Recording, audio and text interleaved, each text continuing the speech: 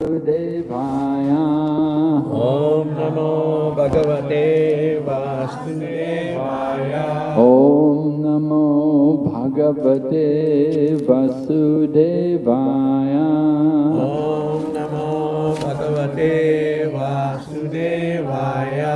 Narayanam Namaskrityam Narayanam Namaskrityam Naram Chaiva Narottamam Naram Chaiva Narottamam Devim Sarasatim Vyasam Devim Saraswati Vyasam Tato Jayamudhiraya Tato Jayamudhiraya Nastaprayeshu Vabhadreshu Nastaprayeshu Bhadreshu Nityam Bhagavata Sevaya Nityam Bhagavata Sevaya Bhagavati Uttama Shloke Bhagavate Uttama Shloke Bhaktir Bhavati Naishtaki. Bhakti Bhavati Naistike.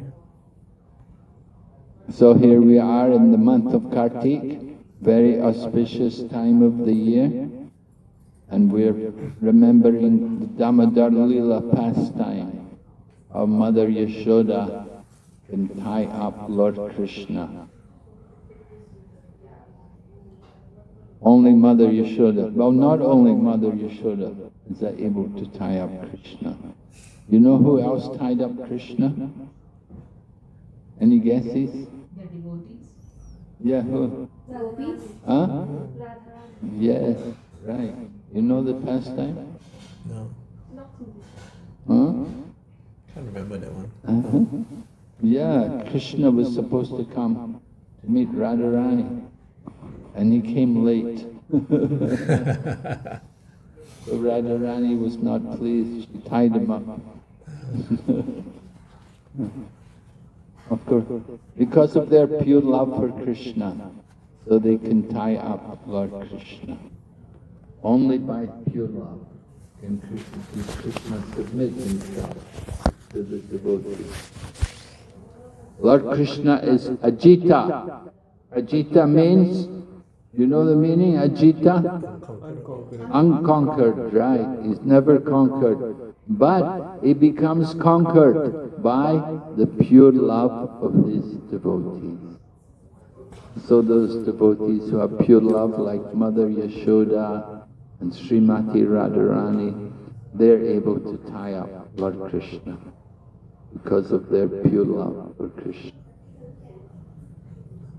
So Damodara Lila is very important for us.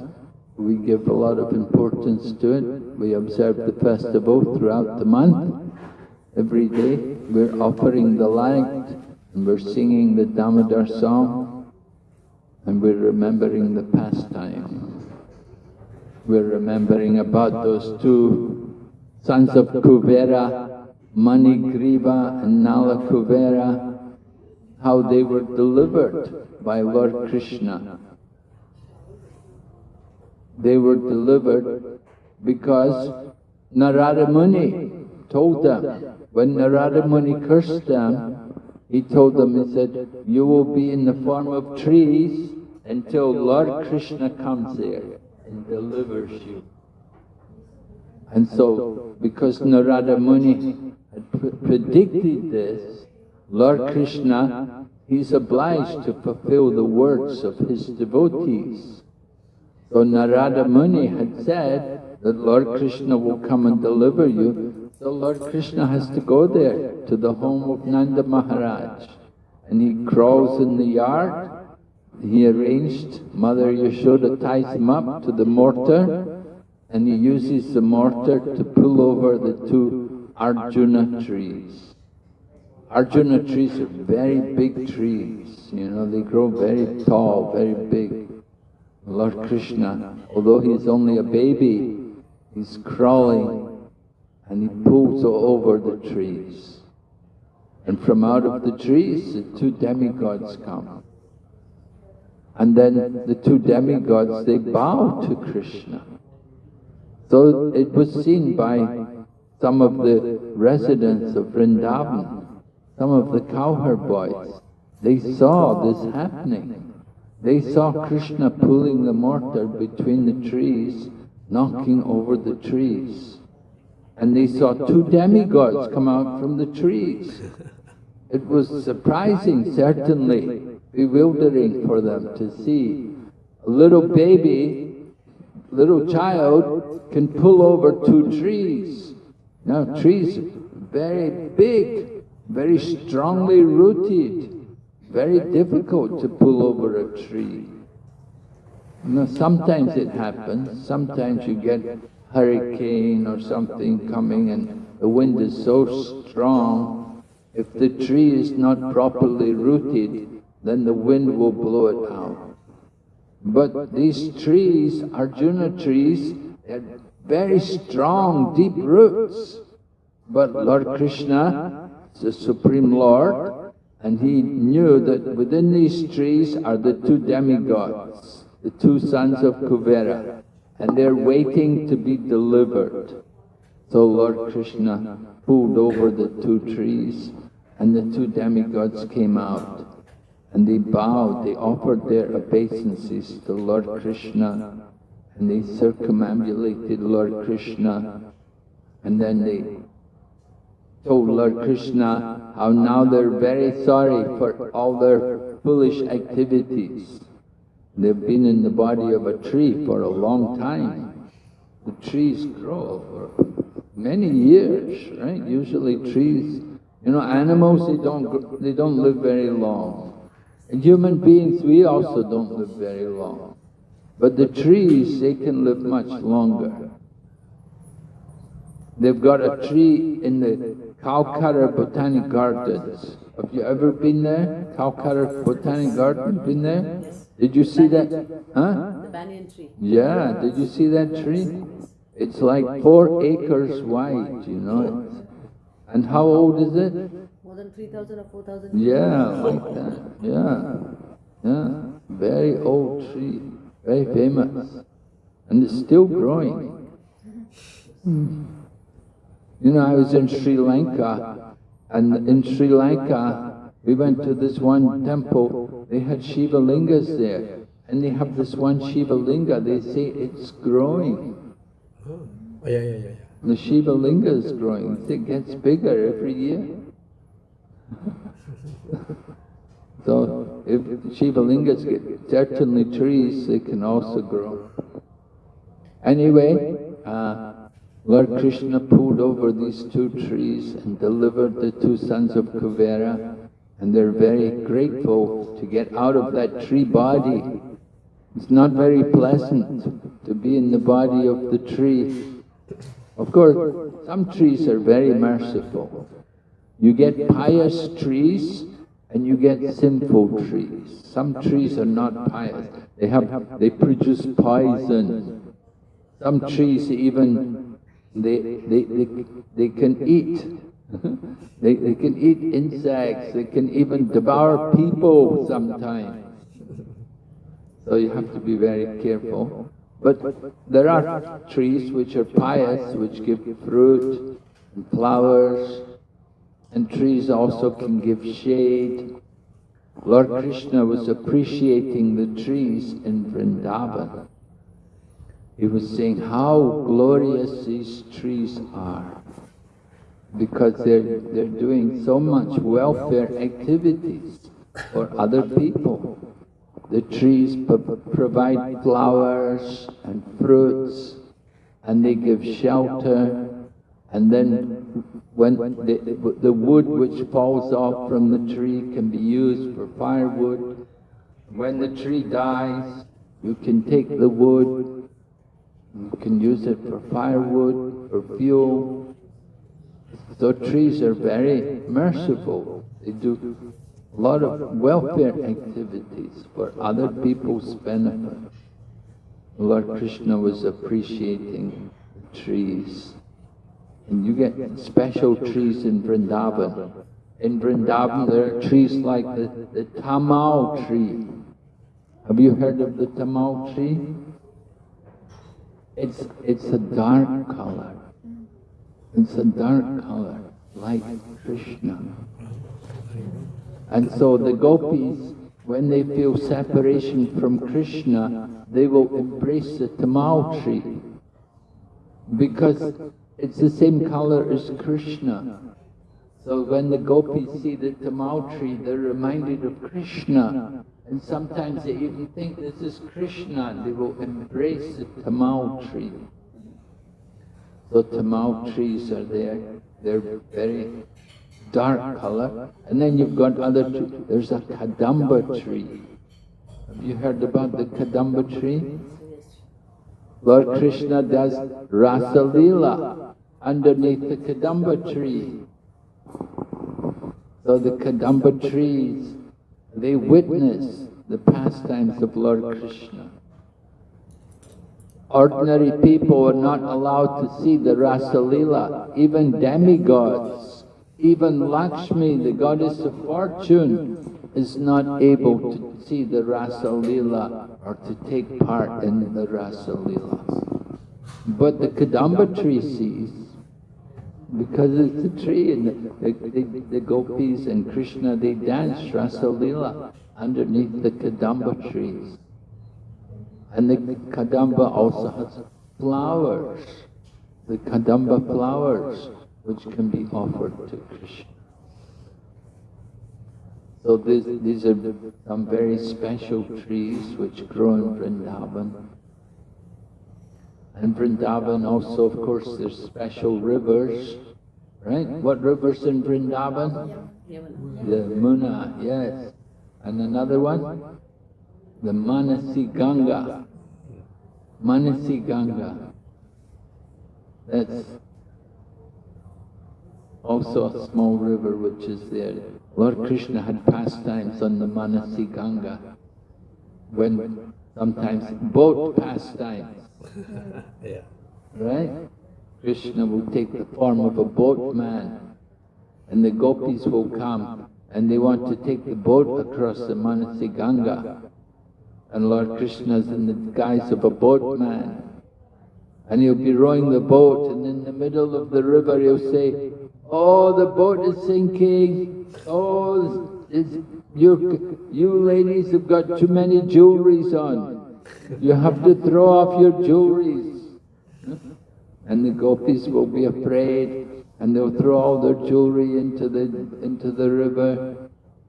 And the boatman will say, "Oh, the boat is sinking, it's still sinking. You have to do something." And the gopis are afraid. "Oh, we can't swim. Oh no, boatman, save us."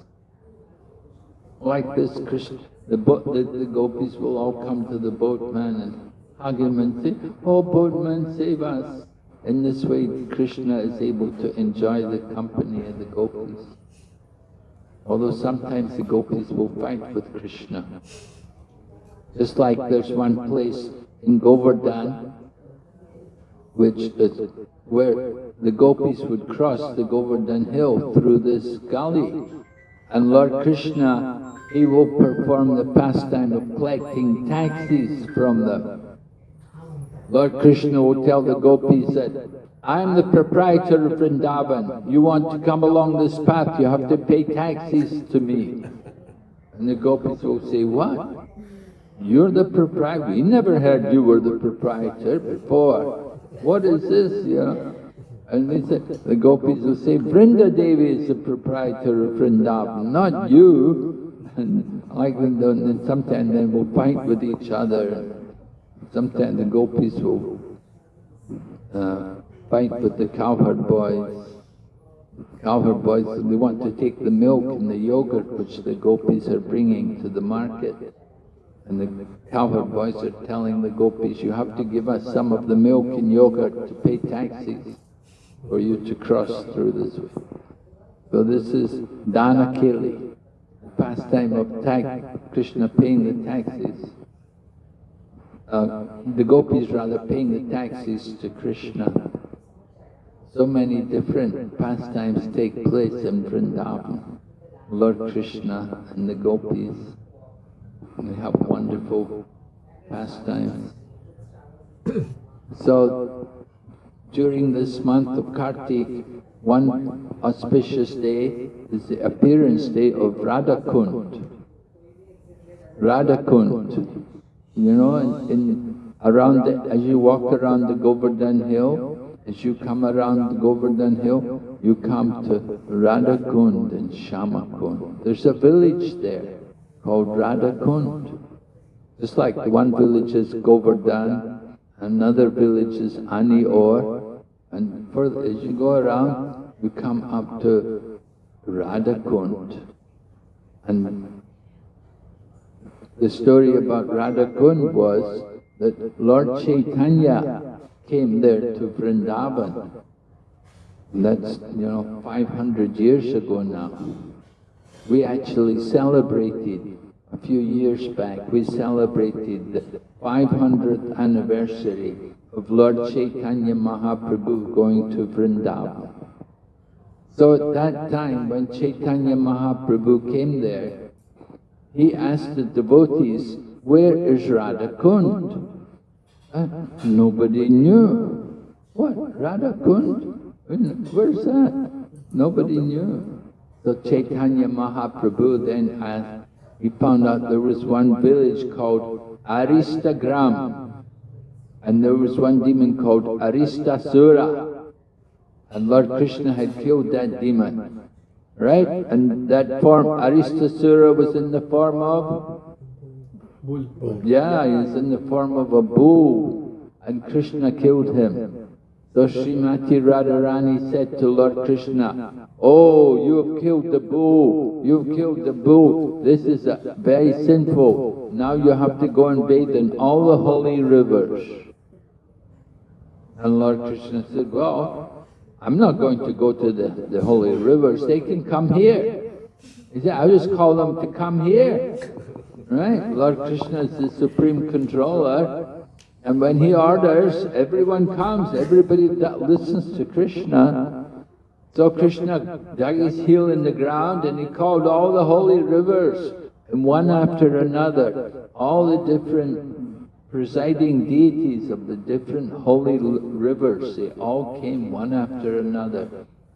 Ganga, you know the prayer? Do you chant the prayer sometimes? Ganga cha.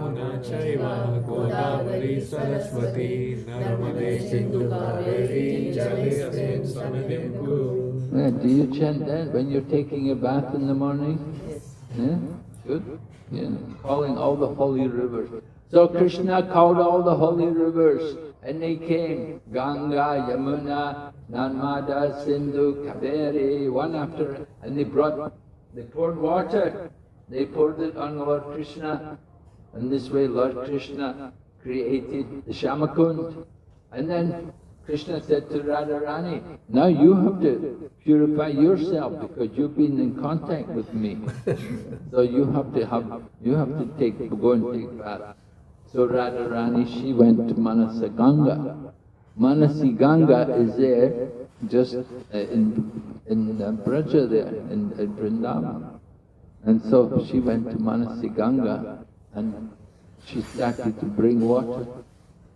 And Lord Krishna saw the gopis who were working so hard trying to bring water from Manasaganga. Lord Krishna took sympathy on them. And he said, "I will help you." And he called all the water to come. And so he created the two kunds, Shyamakund and Radhakund. So these two rivers, these two lakes, the Shyamakund and the Radhakund, very special, very sacred, very powerful water. And so just by taking bath there in the Radhakund, we can get a lot of mercy, a lot of spiritual blessing. But you have to be very careful. Very sacred water. This Radhakund is not different from Radharani. So you have to be very, very careful. At one point Srila Prabhupada said, "I don't think you devotees should take bath in Radhakund. I don't think any of you are qualified. The water is so pure. If you go and bathe in the water and you behave like,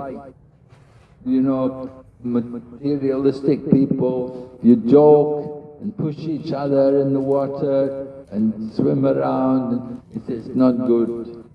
He said, you have to bathe in the Radha Kund very solemnly, very seriously, very gravely.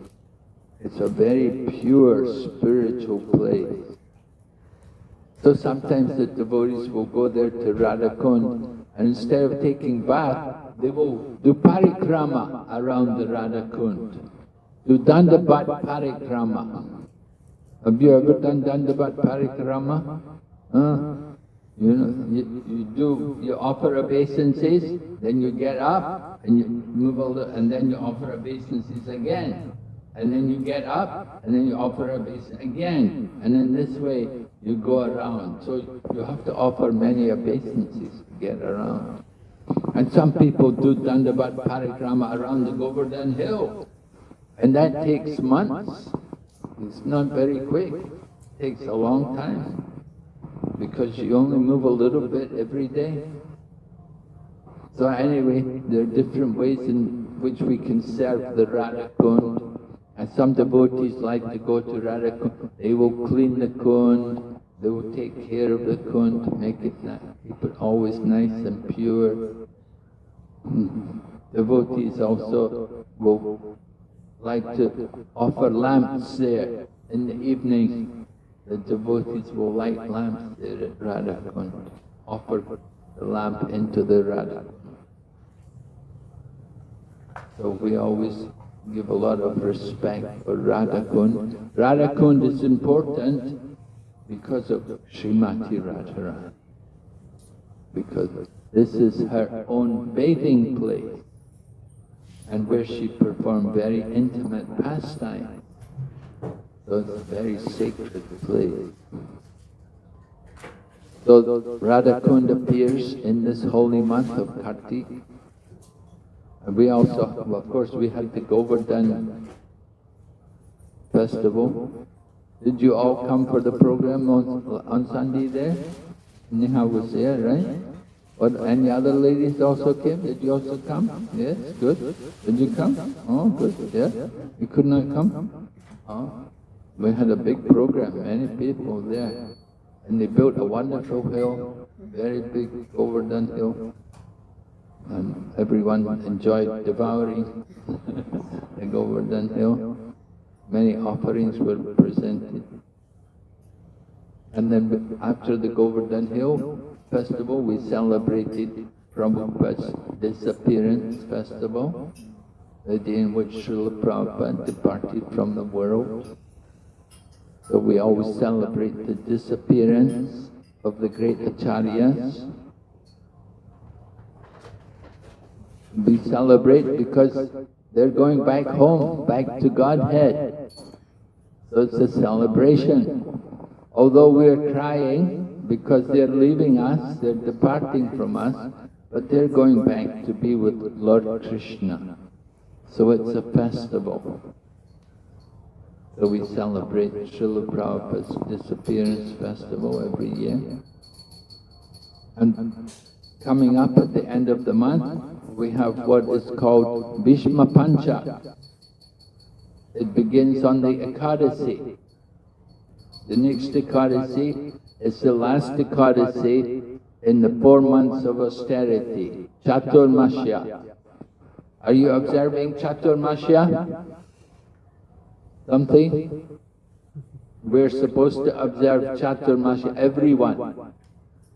For everyone. The first month we observe Chaturmasya, we don't take any sap, any green leaf sap. Lord Chaitanya likes sap very much, you know.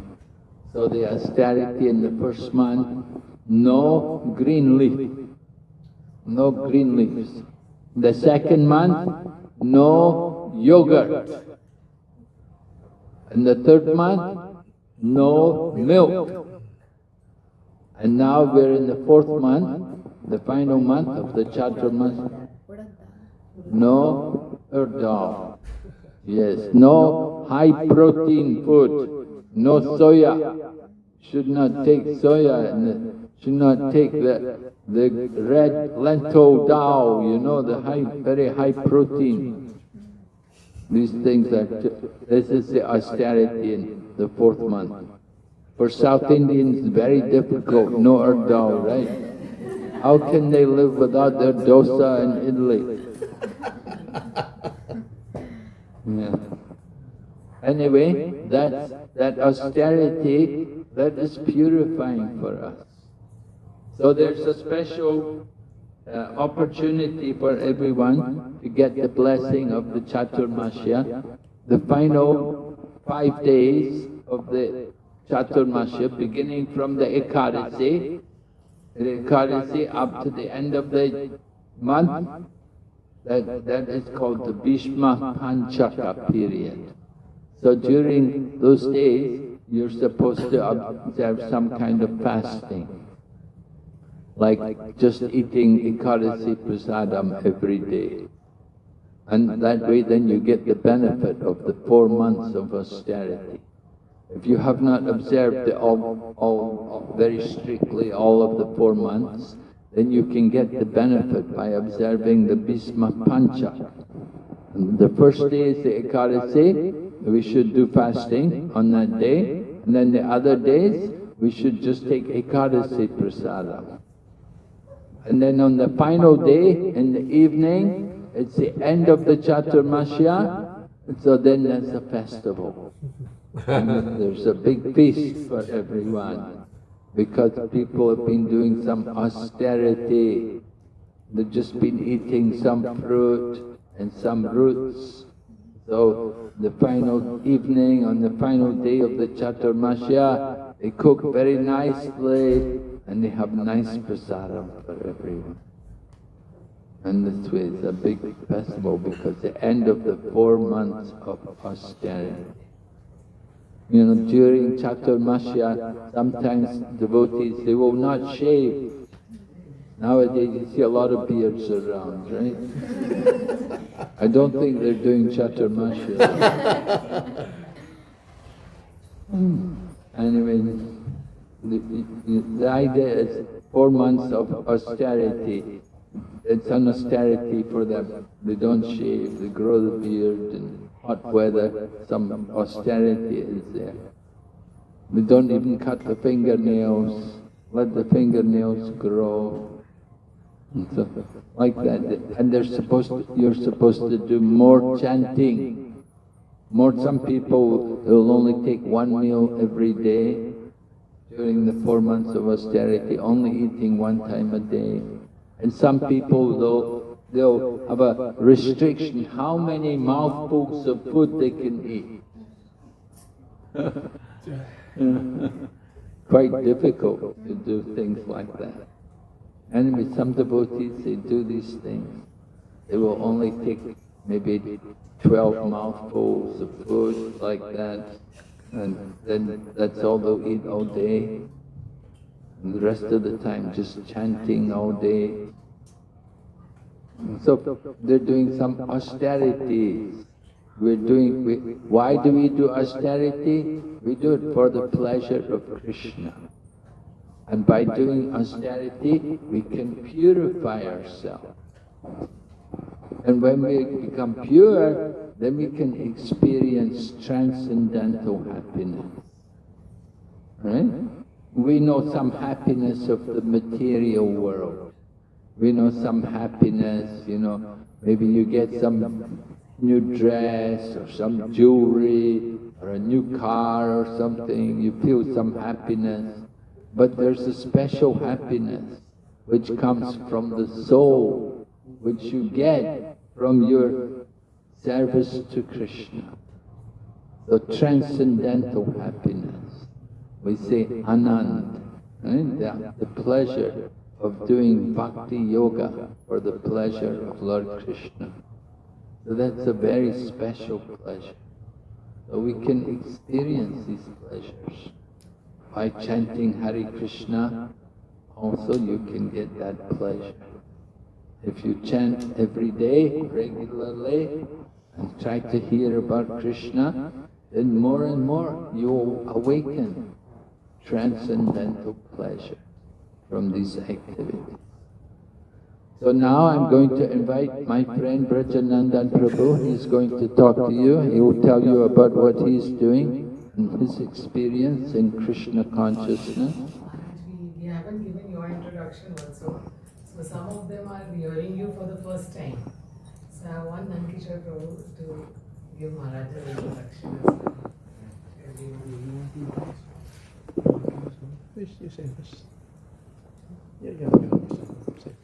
Hare Krishna.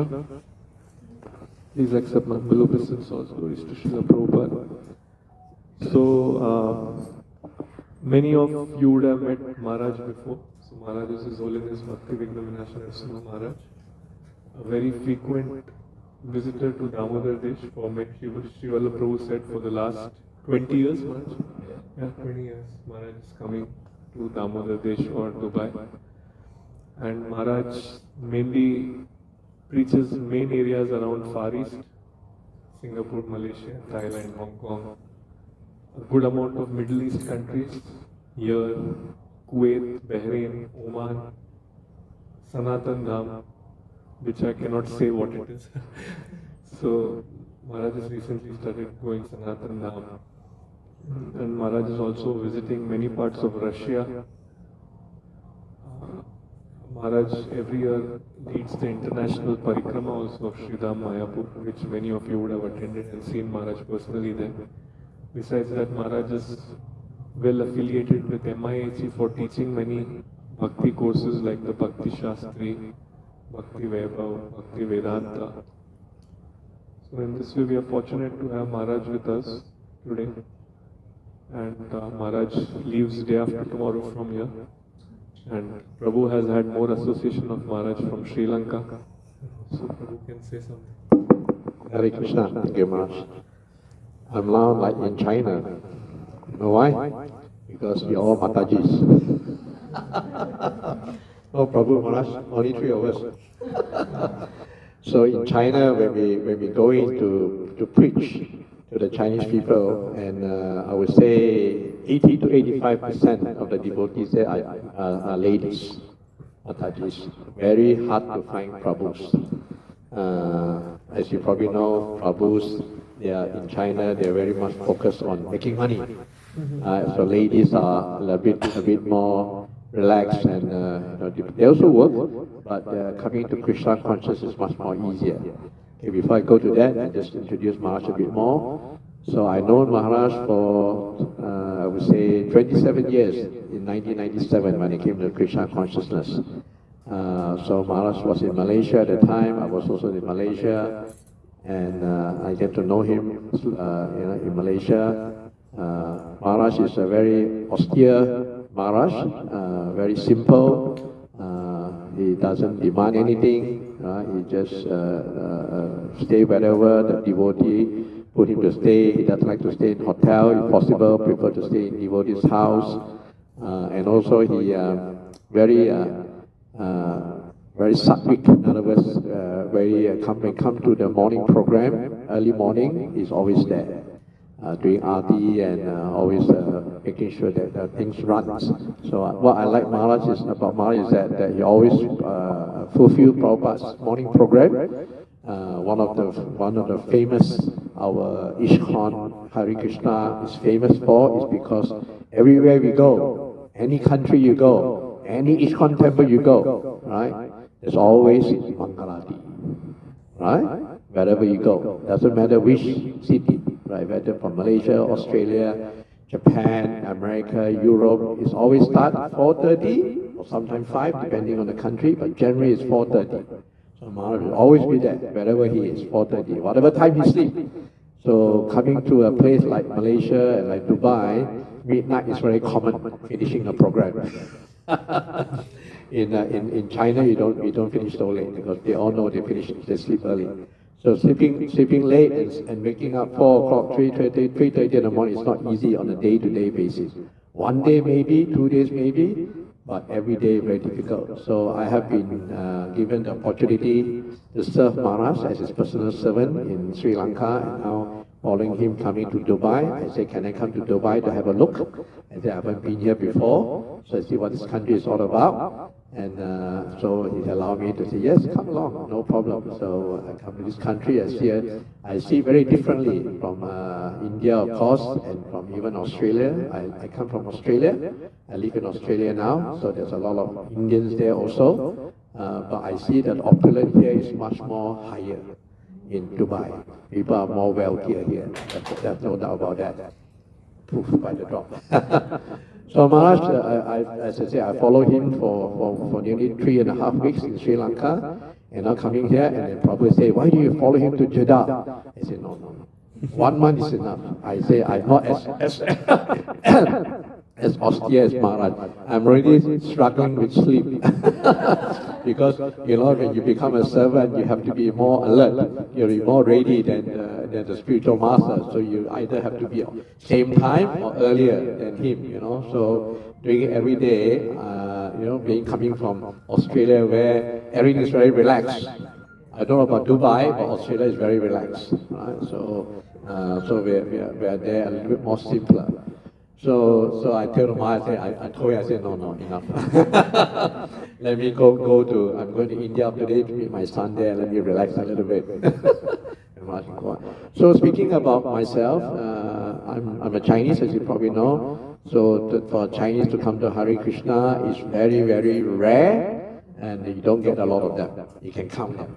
Right? All over the world, I would say less than 100. All over the world, besides China. Right? Maybe 200 maximum. China has 2,000-3,000, and because of communists, if it's not communist, it will be an explosion like Russia.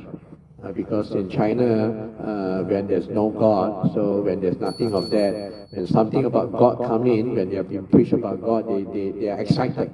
They want to taste what's there.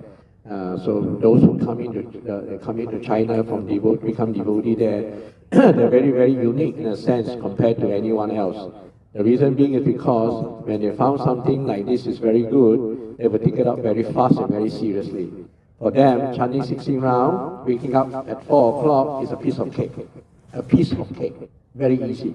No problem waking up early, no problem chanting 16 rounds. So following 4 regular are even easier. Because China is a country where rules-based. Communist means rule-based. So they follow rules very easy. They wake up very early, no problem, and they chant 16 very easy. So they're very fast. So I can say, once I was in Mumbai, in Chowpatty, it was the disappearance day of Srila Prabhupada. And because I was the vice temporal president of ISKCON, they asked me to speak something, to the congregation. So so I said, I speak something, no problem. So I glorified Prabhupada and all that. And I said, Prabhupada was, when he was in India, he could not get any devotee. He only got one disciple when he was in India. So then he left and went to America, as you probably know. And then in America, he started the worldwide ISKCON movement, and then so many devotees, so many people become devotees, so many Western bodies become devotees.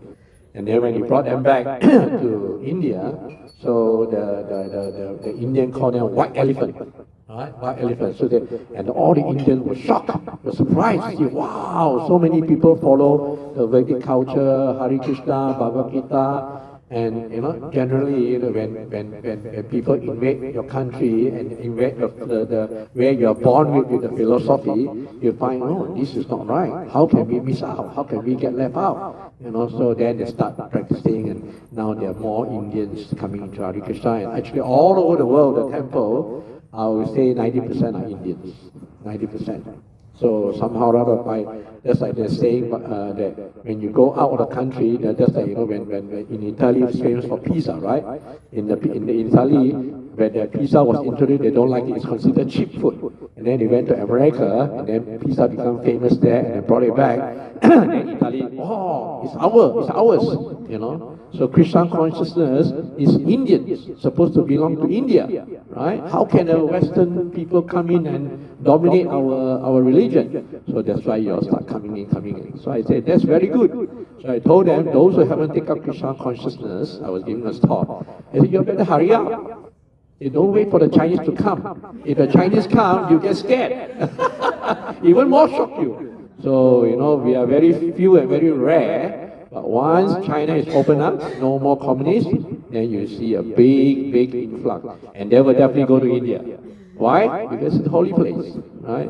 Vrindavan, Mayapur, or whatever, they'll go there and they intrude and just have to rush them. So my only advice is for you is that don't wait until we come. Because Prabhupada mentioned that the Chinese are the last to come, right? We take up the process the slowest. We don't take it up easily. Why is that? Because we are very cautious. I came to Krishna consciousness by observing a Harinam party back in Melbourne. I was studying there. Me and my girlfriend at the time, and then we were in the city doing some shopping and all that. And then suddenly we hear some sound, ching ching ching ching ching ching ching ching, then getting louder and louder and louder, ching ching ching ching ching ching. So what is this? I was talking to my girlfriend. She looked like Indian sound. Must be a lot of Indian, but in those days there was no Indians. In the 80s there was hardly any Indian. The Indians came in the 2000 plus, right? They start migrating over. So we saw. Then suddenly it got louder and louder and louder, and said, "Wow, all these Western people, Western ladies, Western, men, they were dressing dhoti, kurta, tila, the saris and all that, and they were jumping and dancing and singing like anything. So, but because we are Chinese, we are very cautious. We don't dare to go near. They would also distribute books. You don't dare to take any books, don't dare to go near, but we observe. But that memory sticks in my mind. So then 10 years later, when I went back to Malaysia, and then I started a business, I'm in the jewelry business. So whenever I come for a program, I see what you are wearing. Whether it's real jewelry or bluff jewelry. So anyway, I'm not saying that, but I noticed most of the people here, they wear real jewelry. Because Dubai is famous for gold.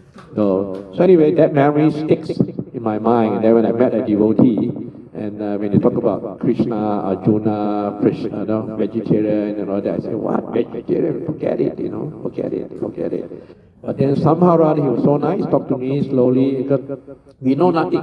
What do we know about Krishna? What do we know about Arjuna? What do we know about Pandavas, Kurukshetra? Nothing. We don't have that experience. So then he gave me a book called The Science of Self-Realization.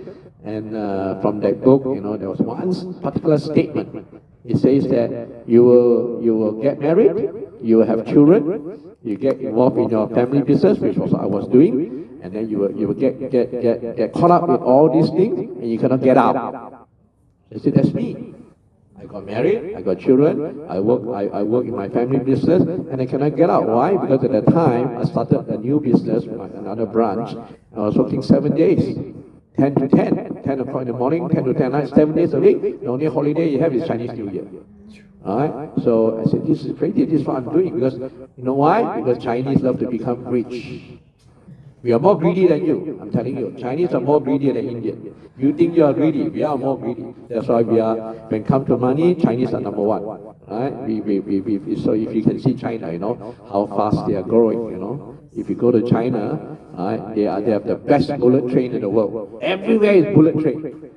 India got bullet train? Not even one. Yeah.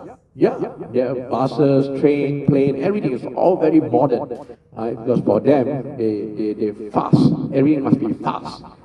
So you want to chase a Chinese material, don't chase. You can never beat them. Right? So, but because we are greedy, we are on material, very hard to come to God. Because money is God. So I'm very fortunate to meet Maharaj also, to meet devotees, and now I got a higher God, a higher purpose, more money, because Krishna is the richest. So if I link to him, I'll be the richest also. So Krishna consciousness is very nice. I have to tell you that it's very joyful. As I speak yesterday, I say, you now have a material body which is temporary, but you're going to achieve something that is eternal, that is not going to die, and then you go back to Krishna in Goloka Vrindavan, and you don't no more birth, no more old age, no more disease, no more death. Whereas here you got old age, disease, and death. So this is a good price to pay. So for us, when we find, because we are greedy, when we find something good, we'll be greedy for that. So now I find spiritually, greed is very good. I keep chasing, never will give up. So I pray that you all, do that. Don't you come to Dubai, seems like very nice, very prosperous place. You make good money and drive nice car, but it's only temporary. The eternal is when you're linked up to Krishna. That is the eternal. That's where we are supposed to be. Okay, so like Maharaj said today very nicely, Krishna has so many pastime. You go back there, you enjoy pastime with him. You enjoy playing with him. Krishna doesn't work. Krishna just play, and we go back there and play with him. At the moment, we work for 350 days, and we have 15 days of play, right? There, you 365 days you play. That's a wonderful part. Hare Krishna. So now we're going to do Damodar Puja. We can all help Damodar. So I need one volunteer. You can give Achman and Ria, and everybody can, as the